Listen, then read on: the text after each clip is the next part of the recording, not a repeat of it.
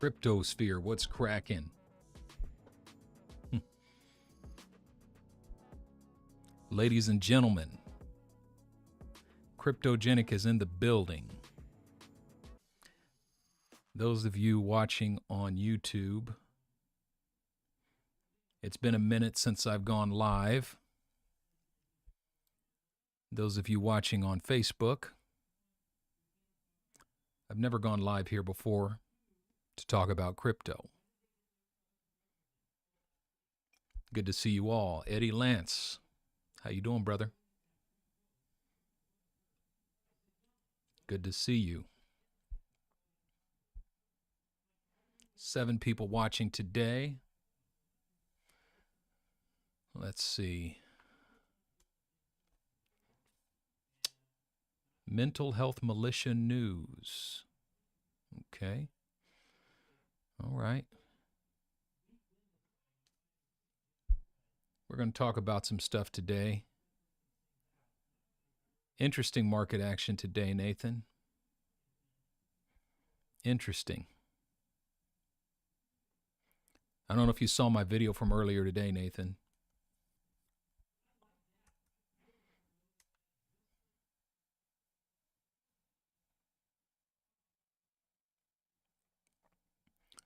I don't know if we have the volume to sustain this.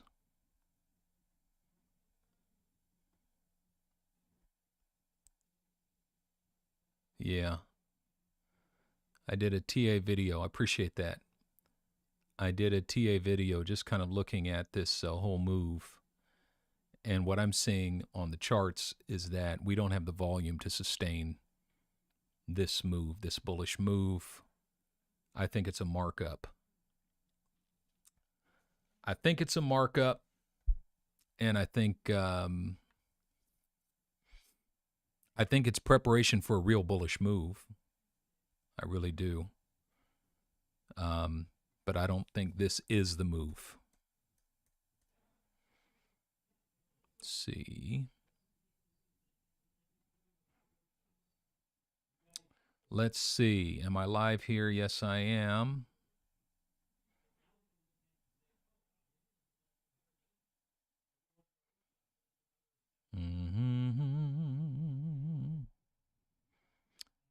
We're going to talk about some stuff. Zan, good to see you. Yeah, we're going to talk about it. We are going to get into this.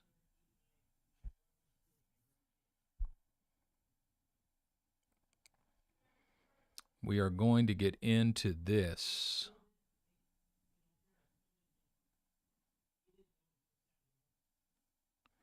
Howdy, Jeff. Good to see you, sir.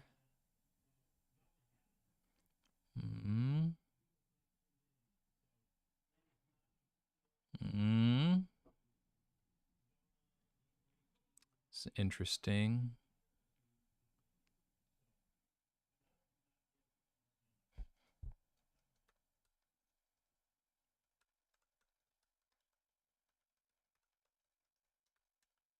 We're going to get into this, folks. Just waiting a couple more minutes for a few more people to join here. Okay.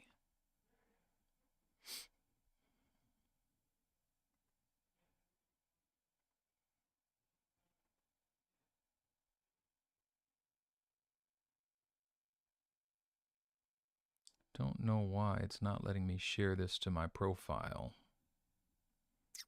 Sorry, folks.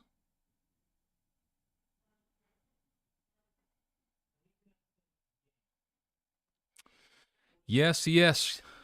We're going to talk about 10 reasons I think I'm going to give you why you should not buy cryptocurrencies.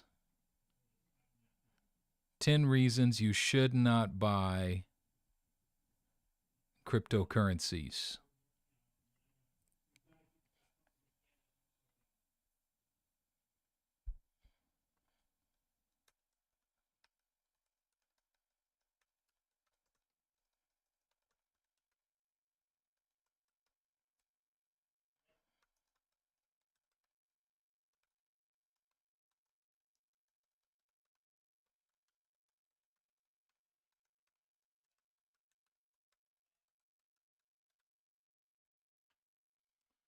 All right. Dwynny, hello. Good to see all of you. Sorry to keep you waiting.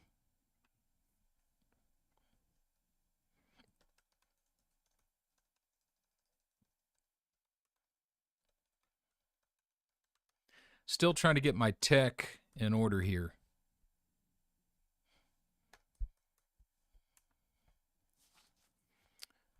Still trying to get my tech. Actually, not 10 reasons. I'm just going to give you 6 reasons. 6 reasons why you should not buy cryptocurrencies. LTC. Morning from Australia. Tricky Neil. Pleasure to make your acquaintance. Amar. Good to see you. All right, 6 reasons why you should not invest in cryptocurrency. Number 1, crypto is fake money. Crypto is fake money. Everybody knows that real money is printed on green paper by a government. And everybody knows that real money has an unlimited supply because governments can just print more of it anytime they want. And everybody knows that real money decreases over time, whereas crypto increases in value over time. Real money decreases in value over time. And finally, everybody knows that real money is stored in a bank so that banks can then loan it out and increase their wealth while passing on almost none of it to you. So, you shouldn't buy cryptocurrency because cryptocurrency is not real money. It's not printed on paper by a bank. It has a limited supply. For instance, there's only ever going to be 21 million Bitcoin, but there is no supply to there is no limit to how many US dollars there will ever be. If they need more, they can just print more. And that's real money. So crypto is fake money. Number 2, crypto is not backed by anything. Crypto is not backed by anything. Unlike the US dollar, which is supposed to be backed by gold, but it's actually not. But at least it's supposed to be. I mean, if it really was backed by gold, every time they printed more of it, they would put more gold in Fort Knox, right? They don't do that. No. Gold is the real store of value, even though it's not backed by anything. But at least it's used to back other things. So don't buy crypto because crypto is not backed by anything. Number 3, crypto has no inherent value.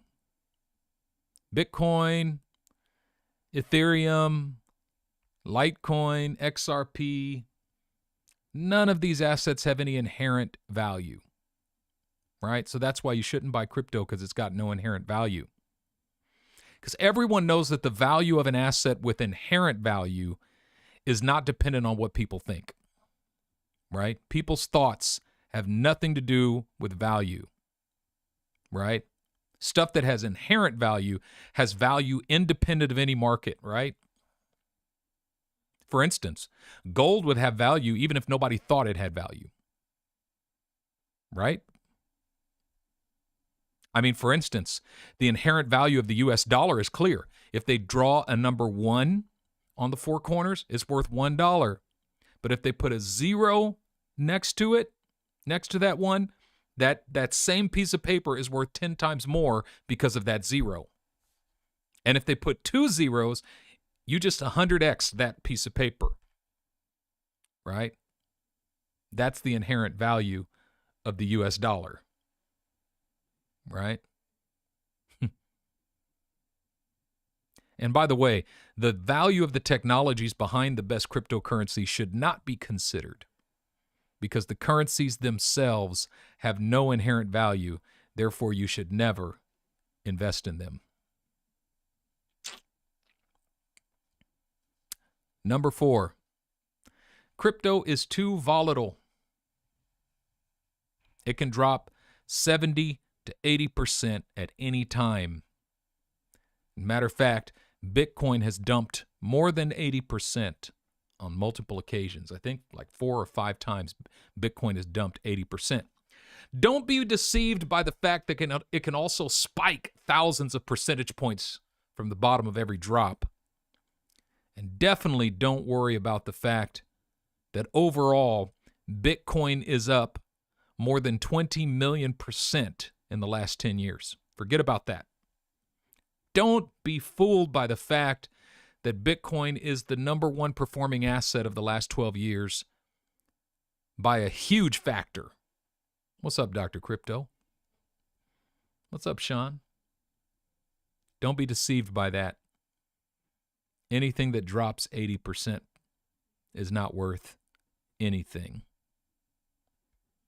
Number 5, you should not buy crypto because crypto is used for criminal activities. It's used to launder money, human trafficking, and countless other criminal activities.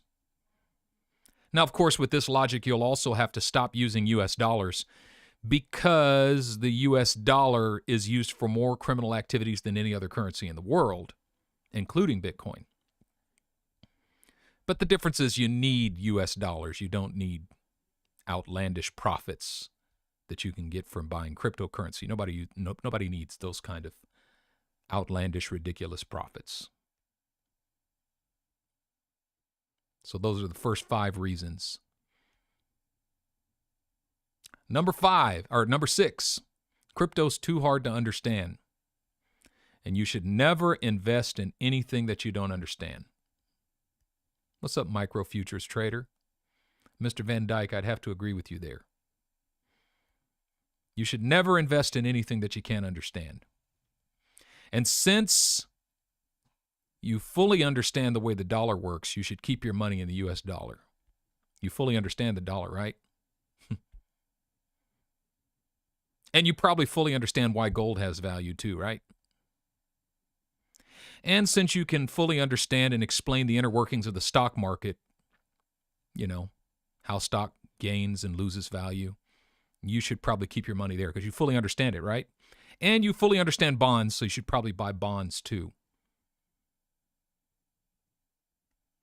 And the fact that crypto is the highest performing asset class of the last decade by a factor of hundreds should not influence your decision at all. If you don't understand it, stay out of it. So if you were even thinking about investing in crypto, I hope this helps. I hope this helps you realize that you do not need the massive gains that potentially come through the crypto market. And one day the millions of people around the world who have invested in crypto will wake up and realize that it has no value at all, and then they will abandon their investments and it'll all go to zero. And if that makes sense to you, you're an idiot. No, you're not. I don't mean that. You're not an idiot. Okay. This was clickbait. This was indeed clickbait. And I honestly, I don't mean to call anybody an idiot. Nobody's an idiot. No, it's not that nobody's an idiot, but some people are. I'm doing this video in response to a post that I was tagged in. And in this particular post, this person, I wish I had a screenshot that I can throw in here. This person did a rant, an anti-Bitcoin rant. I'm still trying to get my technology in order here, so I wonder if I can throw a screenshot up. I'm using OBS Studio, so I actually can't even show any charts. I'm just talking today, folks, so if you're waiting for me to throw up some charts, sorry, homie. I'm just going to read some of this. This person, Stefan DL, on Twitter, they're at SMDIEHL, SMDIEHL, says, let's have a frank discussion about Bitcoin hype. Bitcoin is really a symptom of the problems of our era of a post-truth world awash in crack pottery and of a breakdown of our trust in our institutions. So that right there, that intro right there to me is amazing. Like, are you actually arguing that we should trust in our institutions? Like, are you actually arguing that we should abandon crypto and restore our faith in our governments, our faith in our banking system? I mean, did anybody remember, I don't know, the financial crisis of 2008? How the banking system caused it, and everybody knew the banking system caused it, but they actually got paid for it. They actually profited from it. They caused it. They profited from it. But do you know who paid for it? The millions of people around the world who lost their homes and experienced financial ruin. I lost my home at the time. I lost my home in that crash, and it took me another 7-8 years, about 8 years it took me to get back into the housing market as a homeowner. So, faith in our institutions, sorry, not a whole lot of that. Exactly, Summertime, I like that. I'm the government and I'm here to help, said no one ever. Exactly. So right off the bat, if this person is arguing that the great problem in our time is that people don't trust our institutions enough, you lost me already. All right. First, cryptocurrencies absolutely aren't currencies, she says, or he or she, I'm not sure if it's a man or a woman. They're a sort of pseudo-asset in the sense that all people do is speculate on its price movements with the expectation of return on investment. Wrong. Absolutely aren't currencies. Wrong. If they were not currencies, they could not be used as a means of exchange. There are hundreds of thousands of vendors around the world that accept not only Bitcoin, but Bitcoin Cash and several other cryptocurrencies are being used right now as currencies. That is, as a means of exchange. Secondly, from person to person, they're being used by millions of people around the world, right? Transfer of value from one place to another.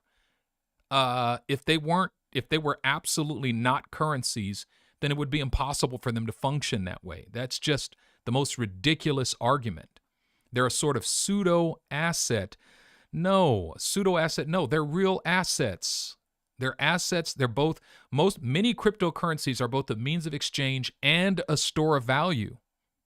I mean, and just looking at a basic crypto chart of Bitcoin or Litecoin or Ethereum or XRP or any of them, many of them, not any of them, but many of them will show you that very, very clearly. These are currencies. Now,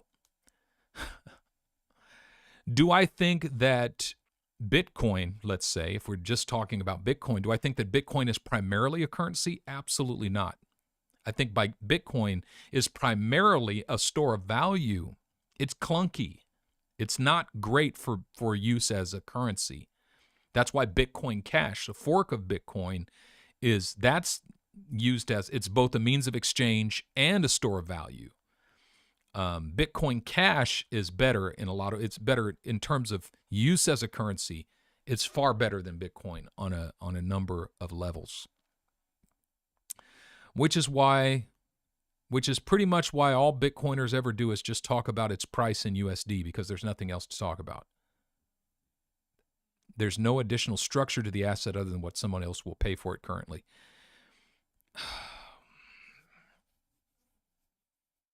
Let's move on. I'm gonna respond to this as we move on. Goes on to say, this is very different than trading other products like bonds or equities. Okay, listen to what this person says. Companies actually do an economic activity. They build cars, fabricate semiconductors, cook burgers, etc. You can value normal financial products in terms of the risk associated with their future cash flows and get some approximation for what they're worth on the market. Bitcoin has no structure or future cash flows. It is simply a greater fool investment. You only buy them to sell them to someone who is a greater fool than you and will pay more for it. Okay. What the argument actually is here is that you should never invest in anything that is not an equity or a security.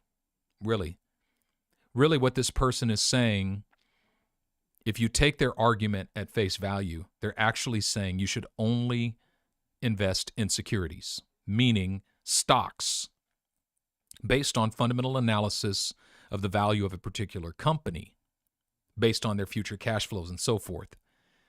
Following this logic, you can't invest in gold. It's just as foolish to invest in gold or silver or precious metals of any kind. You definitely can't invest in fine art. You can't invest in memorabilia. You can't invest in baseball cards. You can't invest in Batman memorabilia, collectibles. You can't invest in anything that does not have economic activity. What they're saying is the only real value is in securities, stocks, which is ridiculous. And you definitely can't invest in Forex or, thanks, Micro Futures Trader. Yeah, check out my video I posted earlier today. But you definitely can't invest. You can't trade currencies either because they don't do anything. Same thing with a bond. All a bond is buying debt. What does that do? What is the economic activity that a bond produces? What's the structure cash flow of a future cash flow of a bond? So the argument that this person is inadvertently making actually rules out huge sectors of profitability and investment, not just cryptocurrencies. And then, this whole concept, it is simply a greater fool investment. You only buy them to sell them to someone who is a greater fool than you and will pay more for it. Now you've ruled out even securities and equities. Because isn't that how the stock market runs? You buy it at a lower price and you hope to sell it to somebody who's willing to pay a higher price for it than you. Isn't that the point of investment? You've just ruled out all investments. You've ruled out fine art. You've ruled out currencies, currency trading. You've ruled out everything, because name a single investment category or asset class that you don't hope to buy low and sell high to somebody who's willing to pay a higher price for it than you.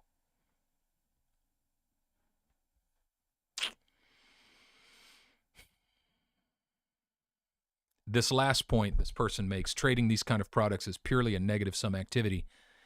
If you factor in the market making and transactions on top of the zero sum musical chairs, it's ridiculous. That's just a ridiculous argument. Some people will make money. However, you'll never hear about the ones that don't. And one winner is necessarily paid out by multiple losers. Okay. Doesn't make sense, but let me just respond to the argument. It's the same for every market. What's up, Big Russ? It's the same for every market. However, historically, it is least true about Bitcoin. This statement, some people will make money, but you'll never hear about the ones that don't. First of all, that's false. You hear about the people that lose money all the time. People lose money. But the reason people lose money investing in Bitcoin is simple. They buy high and then they sell low. It happens every time. When Bitcoin back in 2020, March of 2020, early March, late February, Bitcoin was hovering around 11,000, and a bunch of people bought it because the hype was in the atmosphere that it's going to explode, but instead it imploded and it dropped down to about $3,900 at that time. Yeah, mid-March 2020, dropped down to about $3,900 from 10, 11,000. And so, yeah, a lot of people bought around 10, 11,000 and then sold at 6,000. Now, is that Bitcoin's fault that they sold low? Well, right now, Bitcoin is above $40,000. So had they just held on to their investment, they would have more than 4x'd their investment. But the fact that they lost money is not the fault of the currency. This is how people behave in every market. It's the same in the stock market. It's the same it's the same in every single market. The market is driven forward as weak-handed people exchange their assets.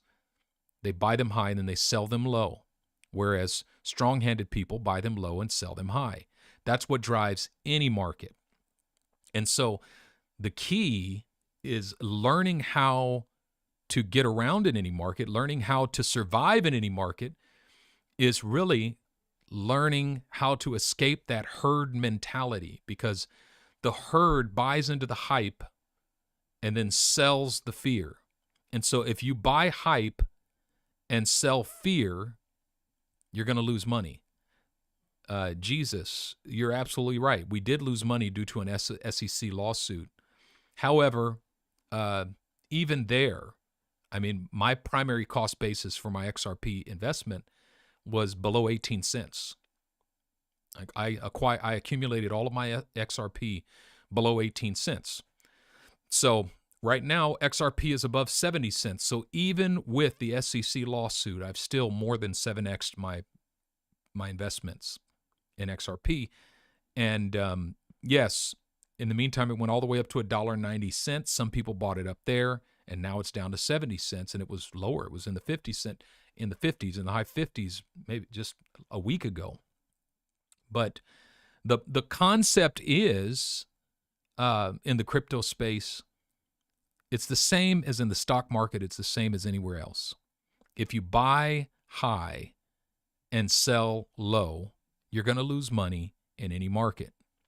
And this is really the structure of the market. And this is really getting to the meat of what we need to talk about. Because in the crypto space, what you see is what you see in the media and in the news is typically the opposite of the reality. Now, first, let me say, this is not financial advice. I'm not a financial advisor, and I'm not telling anybody either to buy or to sell or not to buy or not to sell or to hold or not to hold or to refrain from holding or to refrain from buying. I'm not giving any advice here. I don't give financial advice because I'm not a financial advisor, okay? That's not who I am. That's not what I do. But what I do talk about is how to think in these markets. And the thing that we need to understand is that if you look at the media, for instance, go back to 2020, March of 2020, that whole crash where the stock market, the crypto market, everything just plummeted. Everything's dropped. Everything just dropped like a rock.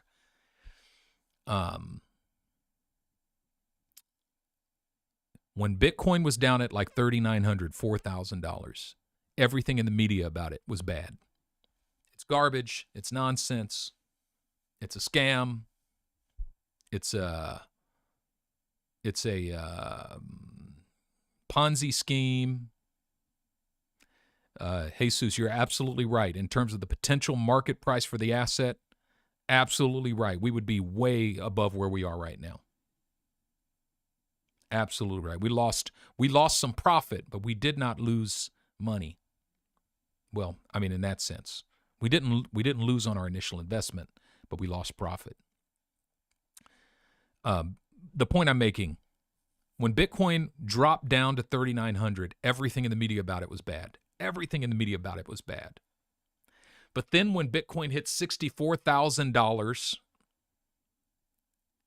end of Q1 2021, everything in the media about it was good.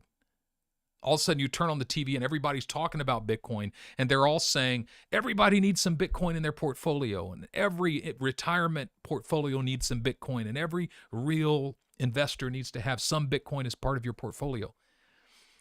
So when it was at the bottom, everything in the media about it was bad. When it was at the top, everything in the media about it was good. And what that's really doing, what the media is doing, is playing into human nature and this herd mentality that the average person wants to buy hype. The problem is by the time something is hyped, it's almost too late to buy it. But the last thing we want to buy is fear. And I did this myself. I mean, when Tesla stock dropped down to like $326 in March of 2020, when that whole crash happened, it was above $900. And then I think it might even broke 1,000. Then it dropped down to 326. And one of my buddies was like, let's buy some Tesla. I'm like, nah, man, I'm not touching that stuff. I'm not touching that stuff. And I look back on it and I say, how foolish was that? I mean, it spiked up to $2,500 from there, and then it split 5 ways. My God. But there's something about Lillian, thank you for that comment. First of all, don't feel silly. The crypto space is still new. We're still in the early adoption stage, and most people don't know anything about it, and it's okay. I hear what you're saying. It certainly feels too late to buy. For certain assets, I would say that is the case. But other assets, I'd say it's still way early to buy. And this is the thing about the crypto space, is that there's so much innovation and there's new currencies. Now, I mean, of course, we all know there's more than 10,000 cryptocurrencies right now. And I'd say 9,900 of them probably are garbage. But there's a good 100 of them that actually serve a purpose. Okay, I'll give you an example. Let's talk about this for a second. If you wanted to send $3,000 to Bangladesh, you would need to go to your bank, and they would give you a form, and there'd be all these questions you'd have to fill out. You would need the name and address of the bank in Bangladesh. You would need the country SWIFT code. You would need the account number, the routing number, the person you're sending the money to, all of that stuff, right? And then it would take about 5 business days, 5 to 7 business days to send the money, and there'd be about a 5% fee. So 5% of $3,000 is about $15, right? No, about $150, sorry. So yeah, there'd be about a $150 fee. It would take 5 to 7 business days, and there'd be all this information. You got to do it at the bank, right? All right. Now, or you could just email your person in Bangladesh and say, open an XRP wallet and send me your XRP wallet address. And you could actually shoot them $3 million in XRP. And it would take 30 seconds or 90 seconds to get there. And it would cost less than 30 cents to send.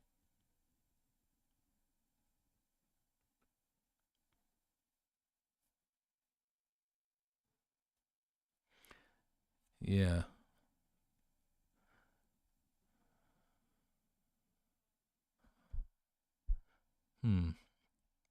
Steven. Oh. Okay, I'm sorry. I'm looking at 2 different screens and reading the wrong thing. Lillian, you said you work for Liberia's central bank, and that anti-money laundering, countering the financing of terrorism, increases the transaction costs of that transaction. Anti-money laundering and countering the financing of terrorism increases the transaction costs of that transaction. Are you talking about like wiring money overseas? Lauren, you're into XRP. Nice. Right. Yeah. Exactly. So XRP was created actually it was created for cross-border settlements. One of the things I was going to talk about is one of the things this person talks about is how much energy Bitcoin uses. And it's true. Like, it's huge. The amount of energy Bitcoin it takes for one Bitcoin transaction. It's true. One Bitcoin transaction uses enough energy to power an average family home in the United States for 30 days. That's true. It's like an incredible amount of energy used.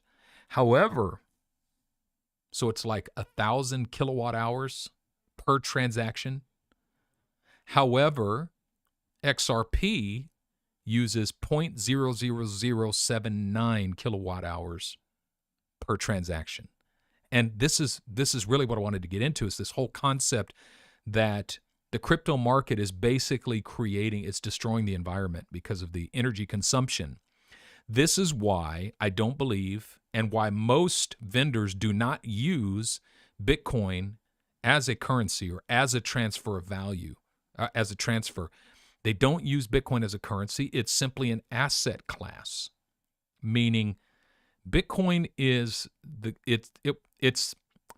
Bitcoin is the what's the word I'm looking? The fountainhead of all cryptos. It's the first cryptocurrency. It's the beginning, and that's where the value comes from. That Satoshi Nakamoto's invention of the blockchain was revolutionary. It's like looking at the first automobile that was ever created and saying it uses too much energy. We should throw out the whole concept of the automobile. No, I mean, you didn't start with the Model T. I mean, you didn't start with the Tesla Model X. You started with the Ford Model T, right? And then now we have the Tesla, In other words, the technology itself was revolutionary. You don't throw it out because the beginning of it was wasteful. You build upon it. And so that's what we're seeing as the new cryptos coming out. Many of them are far more efficient. They run many, many more transactions per second than Visa, for instance, like Bitcoin Cash and Solana and several others. And they use a fraction of a fraction of a fraction of a fraction of a fraction of the energy consumption of Bitcoin. So with that being said, I mean, for instance, IOTA, like most people don't know this, but one IOTA transaction uses less energy than a Visa transaction. And they can run more transactions per second than Visa. So the key is understanding blockchain technology and the value of blockchain technology. And this person seems not to understand at all the value of blockchain technology. So that's my story, and I'm sticking to it. Now, here's the thing for me. I don't talk about this a lot, but one of the reasons why I am so big on crypto, not only because I see a crypto revolution looming large on the horizon, I see really a coming singularity in which crypto technology, the currency behind crypto technologies, is going to begin systematically to replace the technology behind our existing financial instruments. In other words, I don't think we're going to see a total digitized economy where there's no more US dollars because it's all crypto. I just don't see that happening. But I think blockchain technology is going to end up being behind things like Visa and so on and so forth. But I see the crypto economy as an important component of social justice. What do I mean by that? What I mean is historically, the instruments of wealth building have been hoarded by particular segments of society that have been able to systemically keep people out of them. I mean, we see this in American history. For instance, there's a book by Mirza Baradaran called The Color of Money. I would recommend that book. Mirza Baradaran, she starts with the question, if you look at the African-American community, the black community in the United States, 60% of African-Americans in the United States today in 2021 at the time when she wrote the book are either unbanked or underbanked. Okay, so that's crazy. 60% of African-Americans in the United States don't have a bank account. And so she asked the question, why? And the rest of the book is an explanation of the economics of America and the interactions of African Americans with that system. She goes back to post-slavery, the Reconstruction. She talks about the Freedmen's Bank, which was supposed to be the gift of Lincoln, to the freed slaves, the emancipated slaves, but she describes in great detail how the Freedmen's Bank was looted by the white men who were put in charge of it by the government post-Lincoln, and how 50% of black wealth in America was wiped out by the dissolution of the Freedmen's Bank.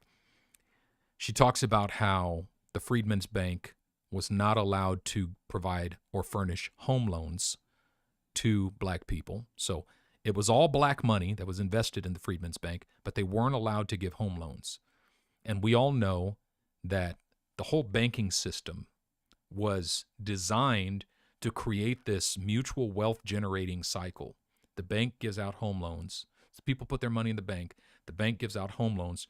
People build homes. The people build wealth using, now that they have homes, because real estate appreciates in value.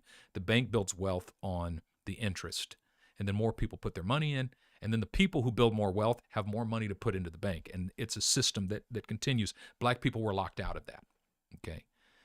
And so, anyway, the point I'm making is that cryptocurrency is accessible to everyone. It doesn't matter your color. It doesn't matter your creed. It doesn't matter what nation you were born in. Your gender doesn't matter. Your family background doesn't matter. There are crypto billionaires walking around who were nobodies, but they happened to invest in Bitcoin back in 2009 or 2010 when it was worth pennies. And now they're multimillionaires, and some of them are even billionaires. So I see it as a means of social justice because the availability of instruments of wealth creation. I believe that poverty is a dehumanizing reality. Poverty is demonic. It strips you of the dignity of your humanity. And I believe that wealth, one of the functions of wealth, and it's not the totality of wealth, but I believe that one of the functions of wealth is a humanizing reality. It restores human dignity. I mean, think about it. A person out on the street who has no home and no food, they're living like an animal. They've been stripped of their human dignity. But when you take that person in and you feed them and you give them a means of bathing themselves and you give them new clothes to wear, you haven't just restored their physical condition, you've restored a piece of their humanity. And so I believe that poverty and excessive debt are means of caging people in a dehumanizing experience. And I see cryptocurrency as a realm in which we've seen a lot of that get broken. But I think a lot of people continue to lose money in the crypto space simply because human nature will drive you to buy the hype and sell the fear. And it's the opposite. You've got to break through. And this is what I talk about on my channel a lot. I talk a lot on my channel about, doing the opposite. If you buy the fear and sell the hype, you will never lose money. You got to buy the fear. I mean, when everything was dropping, when Bitcoin dropped from 11,000 to 4,000, that was the time to buy. But everybody was scared to death. And everybody in the media was going, it's garbage. See, it's nonsense. It's gone to zero. And honestly, I fled for my life. I was scared to death. I was even listening to the crypto people who were saying things like, I wouldn't be surprised if everything just tanked and went to zero. And I ran for my life. I sold everything and exited the market. I should have been excited. And now when we see pullbacks, I get excited because what all a pullback does is an extended accumulation opportunity. And so, yeah. Have people lost money in crypto? Yes. The people who lose money, they buy at the top, and then they get so scared they sell at the bottom.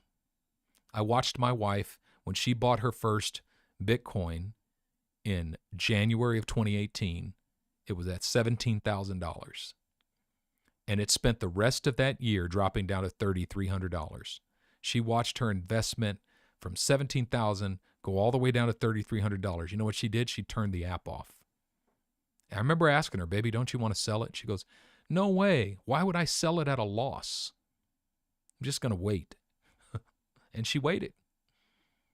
And she waited. And that wait paid off. And so that's the key. You buy it low, you can sell it high. You buy it high and you sell it low. That is the recipe for losing money. But in closing, really, everything I have to say comes down to this. I believe that a revolution is afoot. Crypto technology is revolutionary. And we've only begun to see the beginning of that. I provide technical analysis resources on my channel. I talk about what I see in the charts.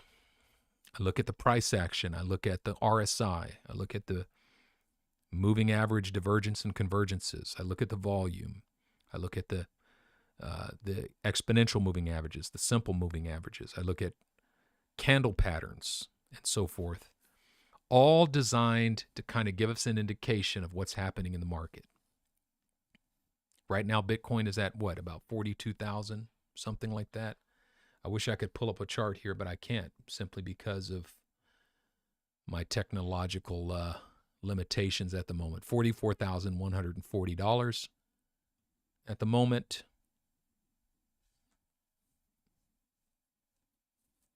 I think we're probably going to test around 47,000, 48,000, and then drop again. That's just a projection. Could be wrong, but I don't think we have the volume to sustain a major push up at this moment. But learn all this lingo. You want to learn all the lingo? I don't think you need all the lingo. It just depends. I mean, there's so many YouTube videos that explain. Matter of fact, I've got a couple videos I can give you that have intro. I have some intro videos, intro to crypto, that I'll just throw in the chat real quick. Let me see. Hold on a sec. Crypto.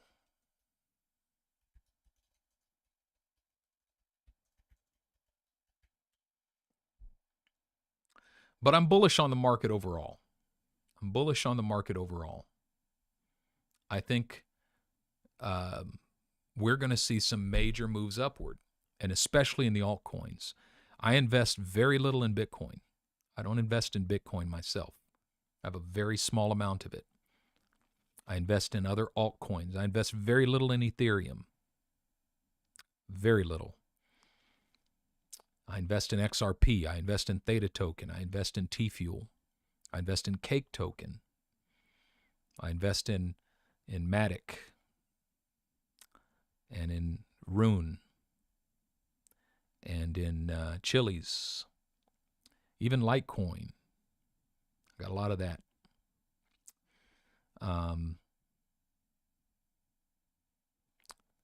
There's the whole welcome that you get. I remember when I first bought Bitcoin, it was $4,200. The next morning it was $3,200, and I freaked out. My friend John, who had encouraged me to consider the space, I was mad at him. Isn't it funny how we tend to blame others? I don't know why I was mad at him, as if he somehow caused it. I called him up, and he's like, bro, just relax, man. Just relax. Just relax. And he was right. He was right. So, I say all that to say, sleep in peace, wake in joy, walk in love. Don't do anything that would rob you of your peaceful sleep, of your joyful waking, and of your loving walk. And everything that I do in the crypto space is designed for that, designed to empower you to do that. Dr. Crypto, I hope you're right. Dr. Crypto says BTC 75K by the end of the month, a major push-up around February 24th. That'd be nice. That'd be awesome. I talked about this. Whenever I talk about this, people will say things like, man, maybe I should just empty my my life savings into this. No, I wouldn't do that. And why not? Because You're not going to sleep very well at night. You're going to be worried all the time. You're going to be checking the prices all the time. It's too volatile. You cannot do that. You cannot invest so much that it robs you of your peace. It's not worth it. Even if you're going to make a lot of money from it, it's not worth it. And secondly, I would not lie to you and say there's no risk. It's a risky space. It's risk reward. It's the Wild Wild West still. But the revolution is afoot. And I believe that. All right, folks, that's all I got for you today. Do me a favor and like this video. Maybe share it if you're on Facebook. Leave me a comment letting me know what you think. But above all, make it your aim to sleep in peace every night, wake in joy every morning, and walk in love every day. This is Cryptogenic signing out. Good to see you, Brenda.